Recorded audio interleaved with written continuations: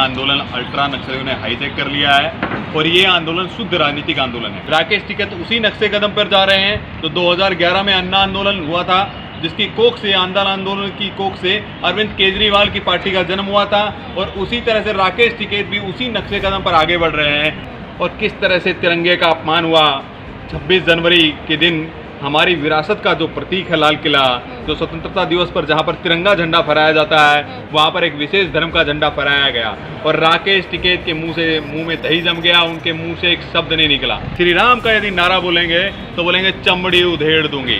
तो ये तुष्टीकरण की राजनीति करने के लिए क्या क्या प्रोपगंडा करते हैं। और एक और बता देता हूँ मैं आपको, जो खेला होबे, दीदी बोलते हैं खेला होबे, ये जो खेला होबे, ये लोग खेला करने के मास्टर हैं। ये खेला होबे जो नारा है वो भी देसी नहीं है। बांग्लादेश में 4 महीने पहले सांसद है नारायणगंज के शमीम उस्मान, उन्होंने नारा दिया था। तो इनको विदेशी बहुत पसंद है, देश के लोग इनको पसंद नहीं है। आज वो बोल रहे हैं कि तिरंगा मेरी आन बान और शान है। अरे राकेश टिकैत जी, जब तिरंगे का अपमान हुआ, लाल किले पर तांडव मचाया गया और शांतिपूर्ण जो रैली निकालने का आपने ड्रामा किया था, उसमें आपने नेतृत्व भी नहीं किया। आप लोग तो बिलों में छुप गए थे। अटल जी कहते थे बेनकाब चेहरे हैं, दाग बड़े गहरे हैं। ये बेनकाब होते जा रहे हैं ये चेहरे, और दाग बड़े बड़े गहरे हैं। लाल किले पर कितना बड़ा दाग है, धब्बा है। तो ये लोग बेनकाब हो रहे हैं, लेकिन उस समय ये बिलख रहे थे, रो रहे थे, हाहाकार मचा रहे थे और बोल दम्भ भर रहे थे, मैं राकेश टिकैत मर जाऊंगा पर गाजीपुर बॉर्डर से नहीं उठूंगा। मैं पूछता रहे भाई साहब कहाँ चले गए आप दीदी का प्रचार करने चले गए, आप लेफ्ट का प्रचार करने चले गए थे। आप तो बोल रहे थे मैं बॉर्डर से नहीं उठूंगा। दीदी का भी दोहरा चरित्र सामने आ रहा है। दीदी कहती थी कि बाहरी है। क्या राकेश टिकैत बाहरी नहीं है? क्या योगेंद्र यादव बाहरी नहीं है? क्या अरुंधति राय बाहरी नहीं है? क्या मेधा पाटकर बाहरी नहीं है? तो ये जो बाहरी और अंदरूनी का जो ड्रामा कर रही थी दीदी, उनका भी चेहरा बेनकाब हो चुका है। दीदी बोलती है खेला होबे, भाजपा बोलती है विकास होबे। दीदी बोलती है खेला होबे, भाजपा बोलती है कि महिलाओं का सशक्तिकरण होबे। दीदी बोलती है खेला होबे और भाजपा बोलती है कि आमार सोनार बांग्ला होबे। दीदी ये खेला ना चलबे, खेला होबे दीदी, खेला होबे। 2 मई को दीदी अकेला होबे। किसान आंदोलन के सहारे कहीं ना कहीं राकेश टिकैत जो है वो अपनी ज़मीन तलाशने की, सियासी ज़मीन तलाशने की कोशिश कर रहे हैं। टीएमसी के साथ बंगाल में वो लगातार समर्थन कर रहे हैं उनका, और बीजेपी के खिलाफ वो हल्ला बोल रहे हैं। ऐसे में राकेश टिकैत का एक बयान सामने आता है जो कहीं ना कहीं सियासी गर्मी को और ज़्यादा तेज कर देता है। राकेश टिकैत अपने तिरंगे को आन बान और शान बताते हैं। इसी पर ज़्यादा बातचीत करने के इस वक्त हमारे साथ मौजूद है बीजेपी के spokes person Manoj Yadav ji. Sir, जिस तरीके से देखा गया 26 जनवरी को जो हुआ था तिरंगे के साथ, हमारी आन बान और शान, राकेश टिकैत उस पर चुप्पी साधी हुई थी उस वक्त, लेकिन अब राकेश टिकैत बंगाल जाके ये कह रहे हैं कि तिरंगा जो है वो हमारी आन बान और शान है। कहीं ना कहीं ज़मीन तलाशने की कोशिश कर रहे हैं सियासत। देखिए, भारतीय जनता पार्टी तो पहले से ही बोल रही थी, और भारतीय जनता पार्टी ने बहुत सारे लोग बोल रहे थे कि ये आंदोलन अल्ट्रा नक्सलियों ने हाईजैक कर लिया है और ये आंदोलन शुद्ध राजनीतिक आंदोलन है। आपको याद होगा राकेश टिकैत उसी नक्शे कदम पर जा रहे हैं तो 2011 में अन्ना आंदोलन हुआ था, जिसकी कोख से आंदोलन की कोख से अरविंद केजरीवाल की पार्टी का जन्म हुआ था। और उसी तरह से राकेश टिकैत भी उसी नक्शे कदम पर आगे बढ़ रहे हैं। वो देख लीजिएगा, आने वाले समय में एक नई राजनीतिक पार्टी का गठन करेंगे। ये पूर्णतः राजनीतिक आंदोलन है। और राकेश टिकैत तो वो व्यक्ति है जो अभी पीछे चुनाव हुआ, आपने देखा मात्र 9000 उनको वोटें मिली थी। राकेश टिकैत अपनी जमानत जब्त व्यक्ति है, योगेंद्र यादव अपनी जमानत जब्त व्यक्ति है। ये पूर्णतः ही हनान मोल्ला जो है वो राजनीतिक व्यक्ति है। और अभी वो पश्चिम बंगाल में जाकर के जिस तरह की बातें कर रहे हैं, पश्चिम बंगाल में केवल और केवल कोरी राजनीति कर रहे हैं। और हम पहले से बोल रहे थे कि ये वाम दलों ने, वामपंथियों ने इस आंदोलन को हाईजैक कर लिया है। उसी का नतीजा है कि राकेश टिकैत पश्चिम बंगाल में जा रहे हैं और पश्चिम बंगाल में जाकर के ममता दीदी का प्रचार कर रहे हैं, टीएमसी का प्रचार कर रहे हैं, वो लेफ्ट का प्रचार कर रहे हैं, कांग्रेस पार्टी का प्रचार कर रहे हैं। मेरा एक मूल सवाल ये है कि राकेश टिकैत जी, जब आपको केंद्र सरकार ने अनुमति दी शांतिपूर्ण रैली निकालने की, आपने कहा कि 26 जनवरी को हम लोग ट्रैक्टर रैली निकालेंगे, और किस तरह से तिरंगे का अपमान हुआ 26 जनवरी के दिन, हमारी विरासत का जो प्रतीक है लाल किला, जो स्वतंत्रता दिवस पर जहां पर तिरंगा झंडा फहराया जाता है, वहां पर एक विशेष धर्म का झंडा फहराया गया और राकेश टिकैत के मुंह में दही जम गया, उनके मुंह से एक शब्द नहीं निकला। तो मेरा सवाल ये है कि आखिर राकेश टिकैत को उस समय क्या हो गया था?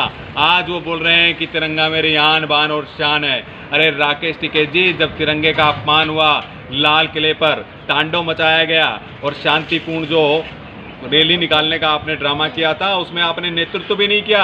आप लोग तो बिलों में छुप गए थे। तो शर्म आनी चाहिए। ये दोगली राजनीति कब तक करोगे? ये दोहरा चरित्र आपका देश के सामने आ रहा है और ऐसे जो 5 सितारा जो किसान हैं, वो किसानों के नाम पर सियासत कर रहे हैं। मेरा कहना है कि आप किसानों के नाम पर सियासत कीजिए, आवाज़ उठाइए, लेकिन कम से कम जो चेहरा है उसको जो बेनकाब हो रहा है, अटल जी कहते थे बेनकाब चेहरे हैं, दाग बड़े गहरे हैं। ये बेनकाब होते जा रहे हैं ये चेहरे, और दाग बड़े बड़े गहरे हैं। लाल किले पर कितना बड़ा दाग है, धब्बा है। तो ये लोग बेनकाब हो रहे हैं, लेकिन कम से कम अगर राजनीति करनी है, राजनीतिक रोटियां सेकनी है, तो मेरा ये मानना है कि भाई कम से कम राजनीतिक पार्टी बना लो। किसानों के नाम पर सियासत करना बंद कीजिए। एक वक्त था जब राकेश टिकैत रोते थे, बिलखते थे किसानों के लिए, आज पूरा ठंडे बस्ते में चला गया है और आज वो कहीं ना कहीं चुनाव के लिए आ गया है। ये देखिए, आपको सोचना पड़ेगा कि हम बार बार बोल रहे थे कि शुद्ध राजनीतिक आंदोलन है, और उस समय ये बिलख रहे थे, रो रहे थे, हाहाकार मचा रहे थे और बोल दम्ब भर रहे थे, मैं राकेश टिकैत मर जाऊंगा पर गाजीपुर बॉर्डर से नहीं उठूंगा। मैं पूछता रहे भाई साहब कहाँ चले गए आप दीदी का प्रचार करने चले गए, आप लेफ्ट का प्रचार करने चले गए थे। आप तो बोल रहे थे मैं बॉर्डर से नहीं उठूंगा। जब तक ये तीनों काले कानून, जिसको काले कानून बोलते थे तथाकथित किसान नेता, जब तक ये रद्द नहीं होंगे मैं बॉर्डर से नहीं उठूंगा, बॉर्डर से नहीं उठूंगा। लेकिन जैसे ही चुनाव आया दौड़ गए, भागकर वहाँ बंगाल पहुँच गए। और ममता दीदी का किस तरह से समर्थन कर रहे हैं। मैं कहता हूँ राकेश टिकैत जी, मेरा हाथ जोड़ के निवेदन है आपसे कि कृपा करके किसानों के नाम पर मत खेलिए। प्रधानमंत्री जी ने PM सम्मान किसान निधि योजना लागू की, जिसे 6-6 हज़ार रुपये हर किसान को मिलता है, लेकिन वो योजना पश्चिम बंगाल में लागू नहीं है। एक बार भी राकेश टिकैत के मुंह से नहीं निकला कि दीदी वो 6-6 हज़ार रुपये दीजिए, जबकि वो केंद्र सरकार को कोस रहे हैं कि हमको बीजेपी को हराना है। टीएमसी की नेता डोला सेन जो सांसद है, उनका स्वागत करती है एयरपोर्ट पे खड़ी होकर के, ममता दीदी उनको भेजती हैं। देखिए वहाँ स्वागत होता है उनका, और वो स्वागत करती है कि आइए आप मंच पर खड़े रहिए। टीएमसी के कार्यकर्ता रैलियों में रहेंगे, किसान के नाम पर टीएमसी के कार्यकर्ता रहने वाले, आप चिंता मत कीजिए, आप हमारा समर्थन दीजिए। और दीदी का भी दोहरा चरित्र सामने आ रहा है। दीदी कहती थी कि बाहरी है, बाहरी है। क्या राकेश टिकैत बाहरी नहीं है? क्या योगेंद्र यादव बाहरी नहीं है? क्या अरुंधति राय बाहरी नहीं है? क्या मेधा पाटकर बाहरी नहीं है? तो ये जो बाहरी और अंदरूनी का जो ड्रामा कर रही थी दीदी, उनका भी चेहरा बेनकाब हो चुका है, और ये लोग केवल और केवल कोरी राजनीति कर रहे हैं। राकेश टिकैत की बात करें तो वो तो बीजेपी के खिलाफ बोल ही रहे हैं बंगाल में, लेकिन ममता बनर्जी कहीं ना कहीं चोट के सहारे वोट मांगने पे आ गई, व्हीकल पे आ गई है, और वो कह चुकी हैं कि व्हील चेयर पे आके कि मैं जो है वो बंगाल जीत के रहूँगी, बीजेपी को यहाँ से जाना पड़ेगा। देखिए, ऐसा वोट के लिए लोग कुछ भी कर सकते हैं। वोट बैंक की राजनीति के लिए हमारे देश के अंदर जो सो कॉल्ड सेकुलर गैंग है, जो सेकुलरिज्म के पुरोधा है, ये जो विपक्षी पार्टियां सेकुलरिज्म के नाम पर किस तरह से देश को ठगती है। मैं आपको एक वाकया याद दिलाता हूँ। अभी कल परसों बाटला एनकाउंटर में आरिज खान को मौत की सज़ा अदालत ने सुनाई है। उस आतंकवादी के लिए, उस बाटला एनकाउंटर को जिसमें हमारे शहीद हुए मोहन चंद्र शर्मा जी, हमारे पुलिस के इंस्पेक्टर शहीद हो गए थे, उनका अपमान कर रहे थे, दिल्ली पुलिस का ये लोग अपमान कर रहे थे और हतोत्साहित करने का काम कर रहे थे, और उन आतंकियों के घर पर ये लोग जा रहे थे। सोनिया गांधी जी इनके लिए आंसू बहा रही थी, और ममता दीदी बोल रही थी कि ये एनकाउंटर फेक है, ये एनकाउंटर फेक है, ये एनकाउंटर में ये मनगढ़ंत बनाया गया है। अगर इसकी जांच हो जाने दीजिए, अगर ये सच्चा हुआ तो मैं राजनीति से संन्यास ले लूँगी। मैं पूछता हूँ दीदी कब संन्यास लेंगे, बता दीजिए देश की जनता को और बंगाल की जनता को। देखिए तुष्टिगण की राजनीति किस तरह से करते हैं, किस तरह से रोहिंग्याओं का ये लोग समर्थन करते हैं, अवैध घुसपैठियों का समर्थन करते हैं। ये मुहर्रम निकालने के लिए परमिशन दे देंगे, दुर्गा पूजा का जो विसर्जन होता है नवमी के दिन, उसके लिए हमको हाई कोर्ट जाना पड़ता है। श्री राम का यदि नारा बोलेंगे तो बोलेंगे चमड़ी उधेड़ दूंगी। तो ये तुष्टिकरण की राजनीति करने के लिए क्या क्या प्रोपगंडा करते हैं। और एक और बता देता हूँ मैं आपको, जो खेला होवे दीदी बोलते हैं ना खेला होबे। ये जो खेला होबे है, ये लोग खेला करने के मास्टर हैं। ये खेला होबे जो नारा है वो भी देसी नहीं है। बांग्लादेश में 4 महीने पहले सांसद है नारायणगंज के शमीम उस्मान, उन्होंने नारा दिया था। तो इनको विदेशी बहुत पसंद है, देश के लोग इनको पसंद नहीं है। इनको गुजरात के लोग पसंद नहीं है, राजस्थान के लोग पसंद नहीं है, उत्तर प्रदेश के लोग पसंद नहीं है, लेकिन बांग्लादेश से नारा लेकर के आ जाएंगे। तो तुष्टीकरण की राजनीति करने के लिए ये कुछ भी कर सकते हैं। और मैं बता देता हूँ, दीदी बोलती है खेला होबे, लेकिन भाजपा बोलती है चाकरी होबे। दीदी बोलती है खेला होबे, भाजपा बोलती है विकास होबे। दीदी बोलती है खेला होबे, भाजपा बोलती है कि महिलाओं का सशक्तिकरण होबे। दीदी बोलती है खेला होबे और भाजपा बोलती है कि आमार सोनार बांग्ला होबे। दीदी ये खेला ना चलबे, खेला होबे दीदी, खेला होबे। 2 मई को दीदी अकेला होबे। जिस तरीके से देखा गया, योगी आदित्यनाथ की बात करें तो कहीं ना कहीं उनको बंगाल में जब पिछली बार उनको एंट्री नहीं मिली, बहुत दूर उन्हें पैदल चलना पड़ा था। अब बंगाल में डायरेक्ट उन्हें एंट्री मिल गई है। जनसभा भी उन्होंने संबोधित किया और उन्होंने ये कहा भी कि जिस तरीके से ममता बनर्जी ने मुझे खदेड़ा था, मुझे भगाया था बंगाल से, पिछली बार की बात करें, वहाँ पर जनसभा उनकी संबोधित नहीं हुई।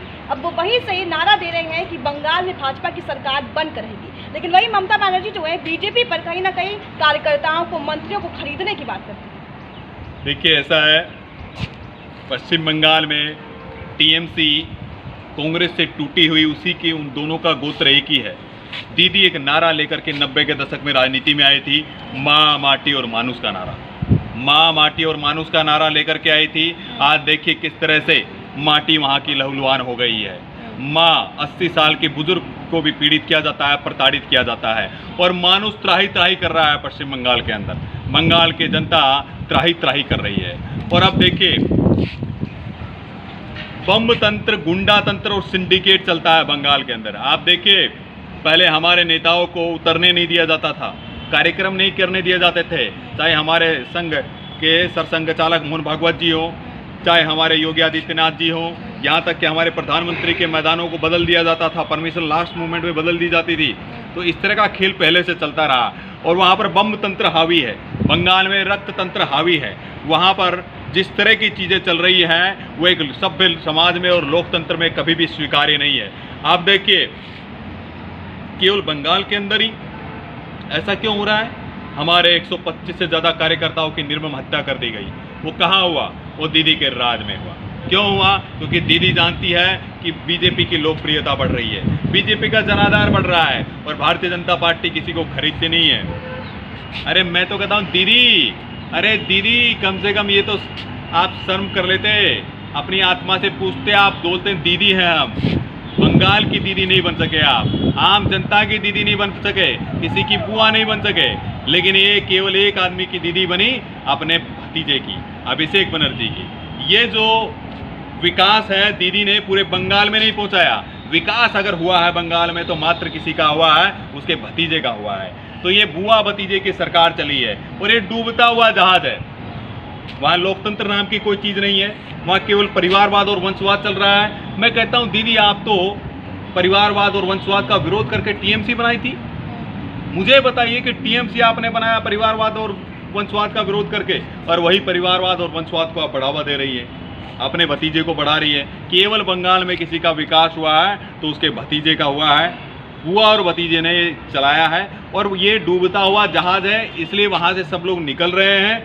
भारतीय जनता पार्टी का जनाधार बढ़ रहा है और प्रचंड बहुमत के साथ भारतीय जनता पार्टी 200 से ज़्यादा सीटें जीतने जा रही है। हमारे कार्यकर्ताओं का समर्पण, हमारे कार्यकर्ताओं, हमारे नेतृत्व का मार्गदर्शन, नरेंद्र मोदी जी, अमित शाह जी और जेपी नड्डा जी का जो मार्गदर्शन मिल रहा है, हमारे पास ऐसे यशस्वी पुरुष हैं, हमारा नेतृत्व है, निश्चित रूप से उनके मार्गदर्शन में और कार्यकर्ताओं के अदम्य परिश्रम से हम लोग पश्चिम बंगाल में प्रचंड बहुमत से जीतने वाले हैं। आपने एक आखिरी सवाल ये चलते, आपने बात की परिवारवाद की, तो कांग्रेस को कैसे पीछे छोड़ सकते? बंगाल में कांग्रेस भी इस बार है, और कहीं ना कहीं कांग्रेस जो है प्रियंका गांधी, चाहे वो यूपी चुनाव की बात करें, इस साल होने वाले 5 राज्यों के चुनाव की बात करें, प्रियंका के सहारे कहीं ना कहीं कांग्रेस ये चाहती है और भरोसा जता रही है कि कहीं ना किसी राज्य में जो है वो प्रियंका जो है जीत हासिल करके। जहाँ जहाँ पैर पड़े संतन के वहाँ वहाँ बंटाधार। देखिए, दोनों भाई बहन ऐसे हैं और कांग्रेस पार्टी भी प्राइवेट लिमिटेड कंपनी है। कभी माताजी अध्यक्ष बनती है, कभी पुत्र बनता है और कभी हो सकता है भविष्य में पुत्री का नंबर आ जाएगा। ये तो प्राइवेट लिमिटेड कंपनियां चलाने वाले लोग हैं जिनके अंदर आंतरिक लोकतंत्र नहीं है। जिन पार्टियों में आपने देखा G23 का अभी एक सिफुगा उठा, एक जो बड़े बड़े कद्दावर नेता थे, गुलाम नबी आज़ाद, आनंद शर्मा, राज बब्बर, ये बहुत सारे एक फहरिस्त है लंबी। इन नेताओं ने विद्रोह क्यों किया? कांग्रेस के अंदर भी वही चल रहा है। केवल पुत्र मोह में, जिस तरह से धृतराष्ट्र के पुत्र मोह ने जिस तरह से महाभारत खड़ा कर दिया था, उसी तरह से सोनिया जी के पुत्र मोह में ये कांग्रेस के अंदर विद्रोह खड़ा हो गया है। देखिए, ये साउथ में गए, अमेठी छोड़ा, वायनाड चले गए। वायनाड जाते ही के साथ आपने देखा पुंडीचेरी में इनकी सरकार गिर गई। तो जहाँ जहाँ इन संत के पैर पड़ते हैं वहाँ वो बंटाधार हो जाता है। और प्रियंका वाड्रा अभी से ऐसा नहीं है। प्रियंका वाड्रा बहुत समय से सक्रिय राजनीति में है। प्रियंका वाड्रा हो, राहुल गांधी हो, सबका चेहरा एक्सपोज हो चुका है। सब जानते हैं ये प्राइवेट लिमिटेड कंपनी है और केवल अगर जनता का प्यार और आशीर्वाद है तो भारतीय जनता पार्टी पर है, क्योंकि भारतीय जनता पार्टी सबका साथ, सबका विकास और सबका विश्वास के साथ आगे बढ़ती है। तो ये तो हमारे साथ मनोज यादव जी, जिनसे हमने खास बातचीत की। देखना होगा राकेश टिकैत के इस बयान के बाद बंगाल का सियासी पारा कितना राज चलता है। कैमरा पर्सन प्रवीण के साथ आयुष श्रीवास्तव।